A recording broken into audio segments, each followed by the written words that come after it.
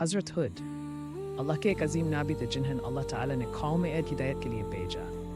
قوم عید بہت طاقتور لمبے قد کے لوگ تھے جو اپنی قوت پر فخر کرتے تھے۔ انہوں نے اللہ کی نافرمانی کی، بت پرستی میں مبتلا ہو گئے اور اپنے مال و دولت میں گمن کرنے لگے۔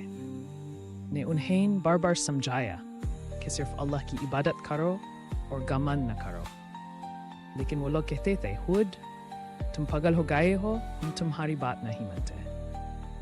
انہوں نے نہ تو نصیحت سنی نہ توبہ کی، بلکہ اپنی ضد پر قائم رہے۔ حضرت ہڈ نے ڈرایا کہ اگر تم باز نہ آئے تو اللہ کا عذاب آئے گا۔ وہ ہنس پڑے اور کہنے لگے ہمیں تو اور بارشوں کی ضرورت ہے، تم عذاب کی بات کر رہے ہو۔